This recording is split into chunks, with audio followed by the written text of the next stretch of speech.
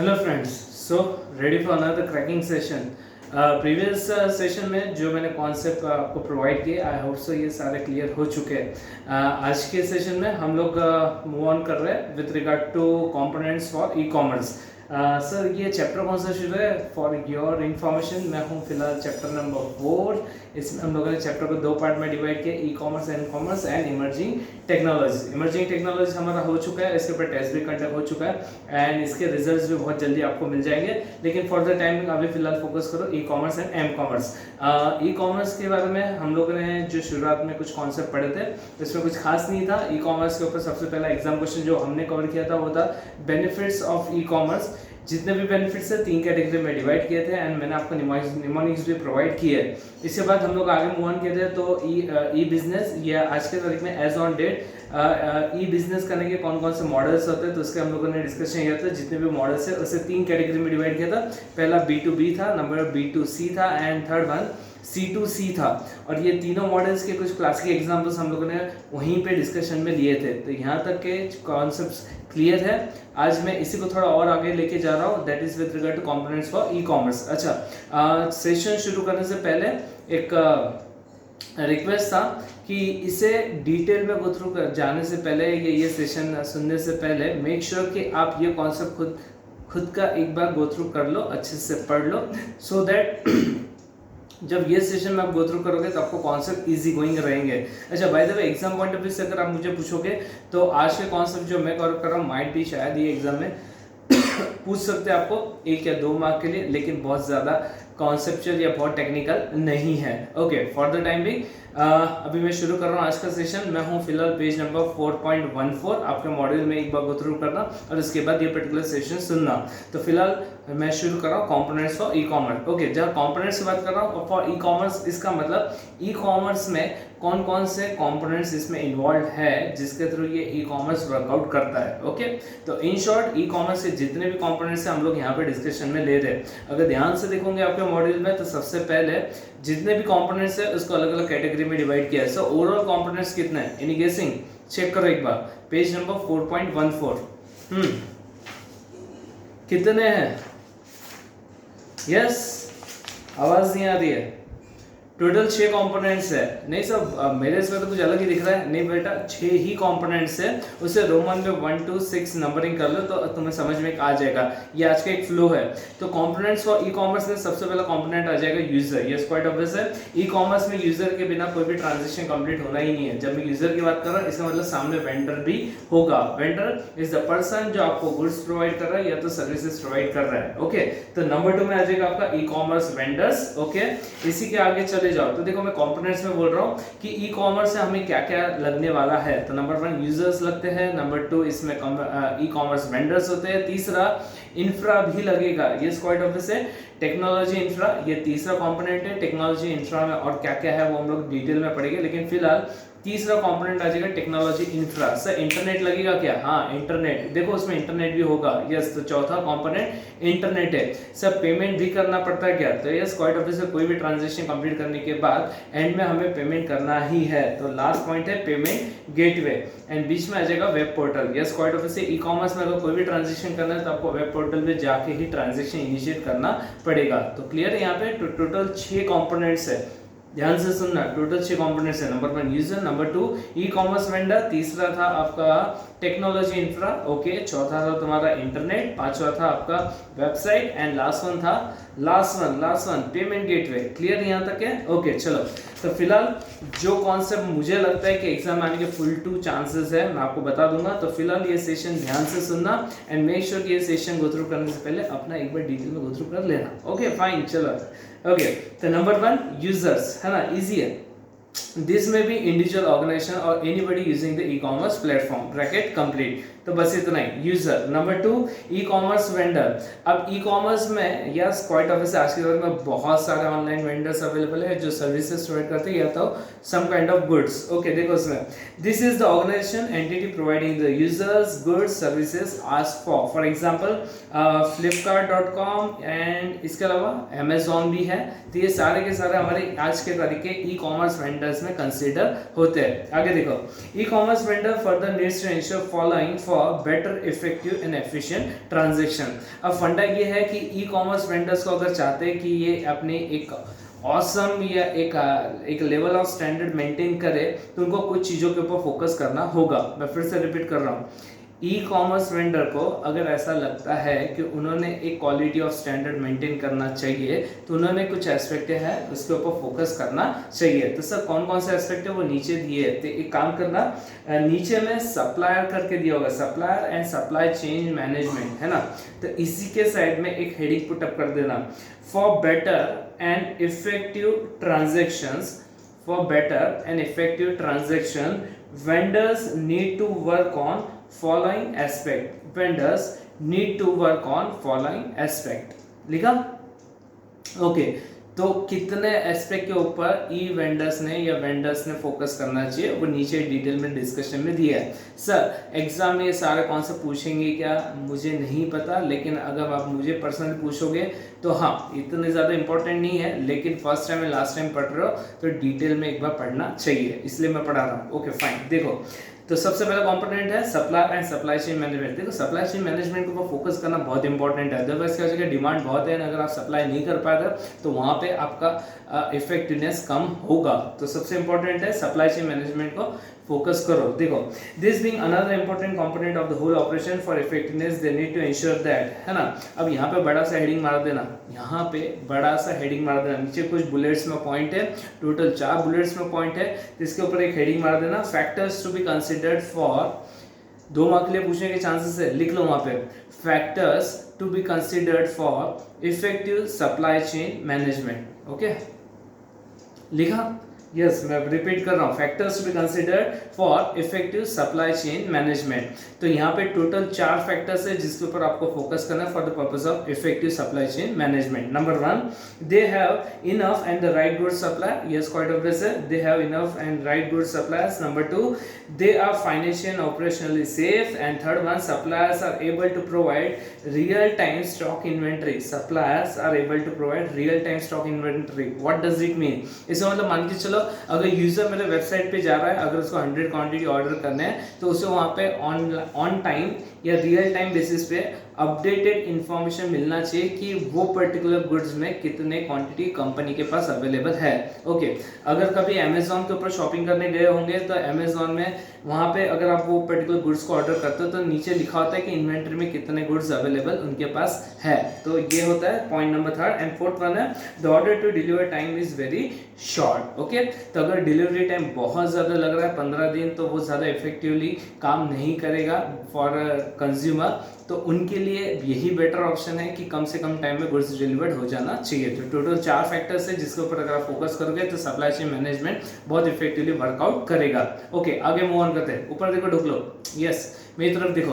Point ये है कि मैं तुम्हें ये पढ़ा रहा हूँ कि ई कॉमर्स में कितने कंपोनेंट्स है, तो टोटल 6 कंपोनेंट्स है। इसमें पहला कंपोनेंट्स यूजर है, नंबर 2 ई कॉमर्स वेंडर्स है। ई कॉमर्स वेंडर्स को कुछ एस्पेक्ट के ऊपर फोकस करना होता है, वही एस्पेक्ट मैं तुम्हें पढ़ा रहा हूँ। तो पहला एस्पेक्ट था supply chain management. Number 2 warehouse operation. What is warehouse operation? देखो, when a product is bought it is delivered from the warehouse of e commerce vendor. This place is where online retailer, underline करना, this place is where online retailer picks product from the shelf, packs them as per consumer specification, pre-decided standard and prepare those product to be delivered। तो ये हो गया warehouse operation, bracket complete. तो point ये है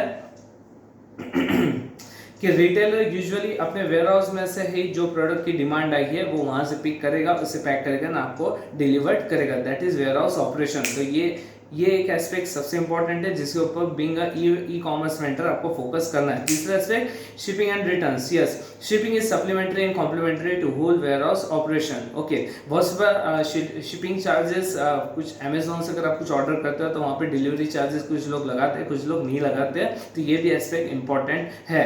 इसके आगे e commerce catalogue and product display. Yes, सबसे important, being e commerce vendor जितना ज़्यादा आपका वेबसाइट यूजर फ्रेंडली होगा उतना ज़्यादा आपको सेल मिलने के चांसेस ज़्यादा है। अमेजोन की वेबसाइट कभी गए होंगे या ऑलमोस्ट यूजुअली सब लोग गए हैं, तो वहाँ पे बहुत ज़्यादा यूज़र फ्रेंडली तरीके से कैटलॉग डिस्प्ले होता है, इससे हमें आसानी होती है शॉपिंग करने में। Okay fine. So proper display of all the product being sold by the vendor including product details, technical specification makes for a better sale conversion ratio. Underline करना, it makes for better sale conversion ratio. तो जितना user friendly आपका website होगा उतना ज्यादा cell मिलने के chances ज्यादा है। Okay fine. अगला marketing and loyalty programme. Loyalty programme establish a long term relationship with customer. The best example can be customer loyalty programme being run by airline industry. In airline industry customers can get good discount, free ticket based on loyalty points accumulated. The same concept is being used by e-commerce vendor to ensure customer loyalty. Sir नहीं पल्ले पड़ रहा, marketing and loyalty programme फंडा ये है कि मान के चलो आप कोई एक पर्टिकुलर एयरलाइंस के थ्रू कहीं ट्रैवल करते हो, तो बीइंग एन एयरलाइंस उनका ये एक कहते हैं इंटेंशन होता है कि जो भी पैसेंजर हमारे एयरलाइंस के थ्रू ट्रैवल किया है वो दोबारा हमारे ही एयरलाइन से ट्रैवल करे। तो उनको अट्रैक्ट करने के लिए वो लोग कहते हैं कि लॉयल्टी प्रोग्राम। लॉयल्टी प्रोग्राम मतलब अगर आप फिर से हमारे ही एयरलाइन से ट्रैवल करते हो तो आपको कुछ पॉइंट्स मिलेंगे एंड वो पॉइंट्स आपको आपके पेमेंट के टाइम पे यूटिलाइज करने को मिलते हैं। हमारे यहाँ पे प्रसन्ना पर्पल, यस, जो लोग प्रसन्ना पर्पल से रेगुलर ट्रैवल करते हैं तो उनके अकाउंट में बोनस पॉइंट्स कलेक्ट होते हैं, that is considered as a loyalty programme. तो जो कंज्यूमर हमारे पर्टिकुलर प्रसन्ना पर्पल से बार बार ट्रैवल करते हैं उनके लिए हम लोग कुछ पॉइंट्स अवेलेबल करते हैं जो उनको पेमेंट के लिए बेनिफिशियल होते हैं। तो that's a marketing and loyalty programme. Okay, तो being a e commerce vendor make sure कि आपका कंज्यूमर यहाँ वहाँ ना जाए, उनको अपने पास पकड़ के रखो।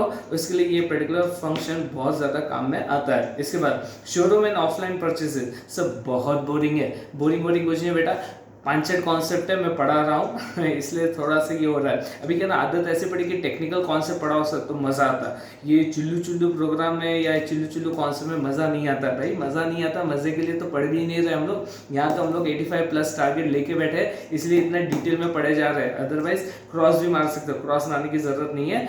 बेसिक कॉन्सेप्ट है, फर्स्ट टाइम लास्ट टाइम पढ़ना है, इसलिए गो थ्रू करना है। ओके, फोकस करो। Showroom and offline purchase, a few e commerce vendors over period have realised that their product can be sold fast if customers are able to feel, touch and see those product। अब फंडा ये है कि मान के चलो मेरा एक वेबसाइट है, मैं वेबसाइट के ऊपर ही अपने प्रोडक्ट सेल आउट करता हूँ, लेकिन यूजुअली कस्टमर का ऐसा इंटेंशन होता है कि अगर प्रोडक्ट मुझे एक्चुअल में देखने मिले तो वहाँ पे मेरा भरोसा ज़्यादा बैठेगा एंड सेल कन्वर्जन रेशियो भी बढ़ेगा, सेल्स कन्वर्जन रेशियो भी बढ़ेगा।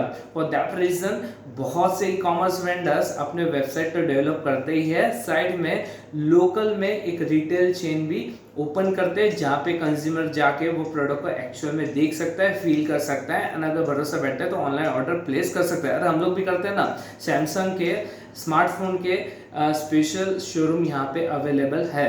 ओके, तो फंडा ये है कि जो मोबाइल हमें ऑनलाइन पसंद आता है, अगर आप चाहो तो वो सैमसंग के शोरूम पे जाके वहाँ पे डिस्प्ले रखे होते हैं, वहाँ पे जाके वो मोबाइल को एक्चुअल में टच एंड फील कर सकते हैं, उसके और भी फीचर्स डिटेल में एनालाइज कर सकते हो। तो इससे क्या होता है कि वहाँ पे सेल्स कन्वर्जन रेशियो बढ़ता है। तो this is another important aspect, showroom and offline purchases. तो बहुत सी कॉमर्स वेंडर्स को अगर मान के चलो उनको इफेक्टिवली अपने सर्विसेज डिलीवर करते हैं तो मेक श्योर कि वहाँ पे वो अपना एक इंडिविजुअल शोरूम भी ओपन कर दे। Okay, next point, different ordering methods. Yes, quite obvious है, ये तो सभी को पता है। These are the ways customer can place his or her order. ऐसे cash on delivery is today's most preferred method. Yes, quite obvious, आज की तरह बहुत सारे ऑनलाइन ऑप्शंस अवेलेबल है जहाँ पे आप पेमेंट कर सकते हो, या तो ऑनलाइन पेमेंट कर दो या तो कैश ऑन डिलीवरी कर सकते हो। ओके, इसके बाद गारंटीज। यस, क्वाइट ऑब्वियस है, मैं तुम्हें ये एस्पेक्ट पढ़ा रहा हूँ कि बीइंग अ ई-कॉमर्स वेंडर अगर ये सारे एस्पेक्ट के ऊपर फोकस करोगे तो आपका सर्विस लेवल और बढ़ेगा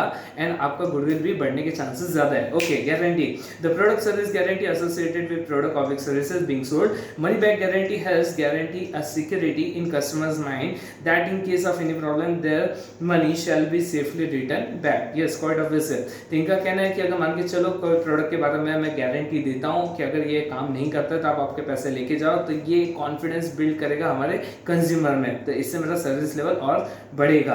तो ये इंपॉर्टेंट एस्पेक्ट है। Privacy policy, yes, quite obvious है, हर एक ऑर्गेनाइजेशन में हर एक वेबसाइट में प्राइवेसी पॉलिसी मेंटेन होना चाहिए। देखिए इसी पैरा में सेकंड लाइन है, e commerce website must have a privacy policy. Consumers are very concern about the information that they are sharing. E commerce vendors need to clearly explain them what the vendors plan to do with the various information that is collected from its customer.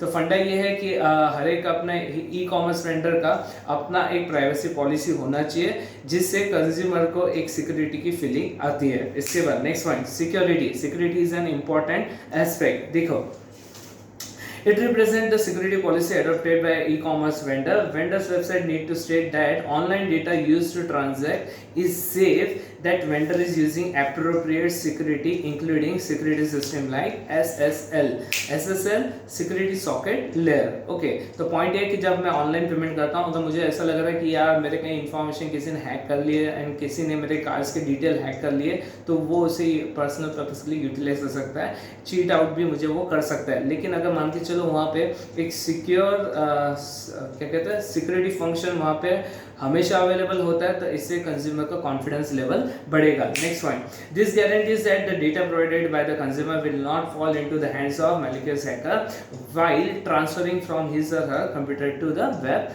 server bracket complete. Okay, and last concept, ऊपर देखो तो फिलहाल दो components हम लोग complete कर चुके हैं। हम लोग आज के सेशन में पढ़ रहे हैं what are the components for e commerce. तो इसमें पहला यूजर हो गया, सेकंड हो गया ई कॉमर्स वेंडर।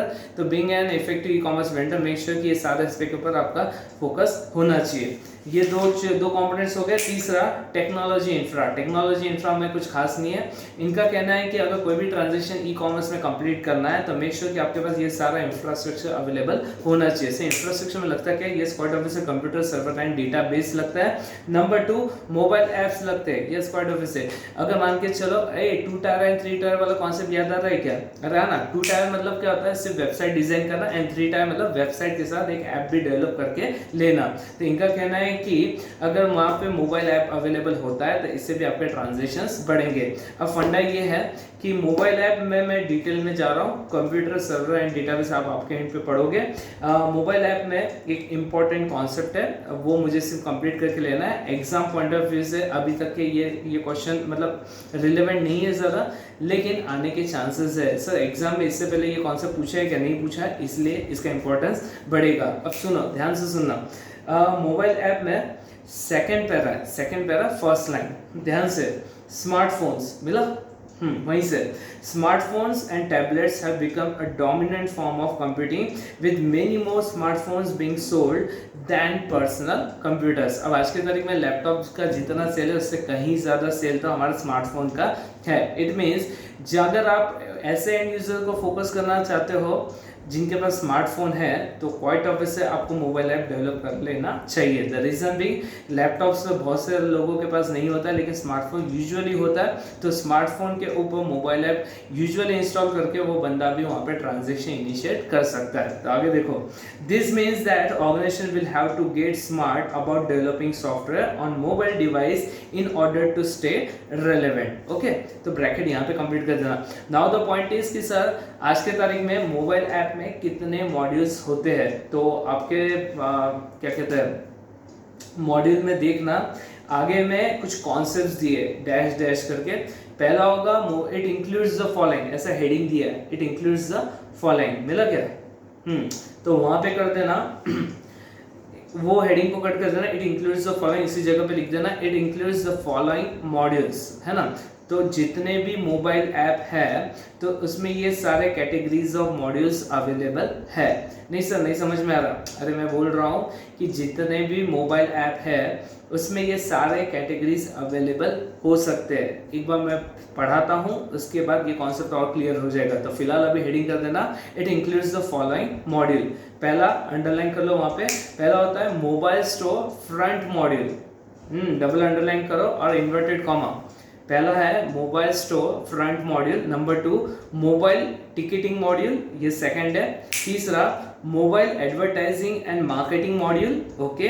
इसके बाद तीसरा हो गया, चौथा है mobile customer support and information module, mobile customer support and information module. And last one है मोबाइल बैंकिंग मॉड्यूल, उसे मॉडिफाई कर देना लास्ट पॉइंट को, मोबाइल बैंकिंग मॉड्यूल। तो कितने मॉड्यूल्स होते हैं टोटल?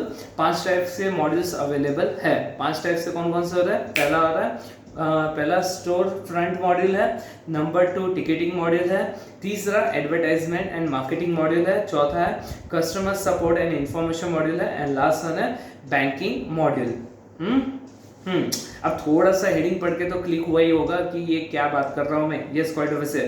पहले ले लेते हैं mobile store front module. Yes, mobile store front module मतलब अमेजोन का जो पर्टिकुलर ऐप है, अगर मैं उसे डाउनलोड करता हूँ एंड वहाँ से अगर मैं उसे ओपन करके कोई ट्रांजेक्शन इनिशिएट करने की कोशिश करूँगा तो क्वाइट ऑब्वियस है वो जो मॉड्यूल है that is considered as a store front module. The reason being वो अमेजोन के वेबसाइट पे मुझे सारे कंटेंट, सारे प्रोडक्ट, सारे सर्विसेज हाईलाइट हो रहे हैं। ओके, क्लियर है? उसके फीचर्स भी होंगे, उसके प्राइसेस भी होंगे, सारी चीजें एट अ ग्लांस मुझे देखने मिल रहे हैं। That's why it is considered as a store front module. Check करो, it is an integral part of m-commerce application where all commodities and services are categorized and compiled in catalog for customers to easily browse through the item on sale and get essential information about the product. तो ये kind of catalogue display है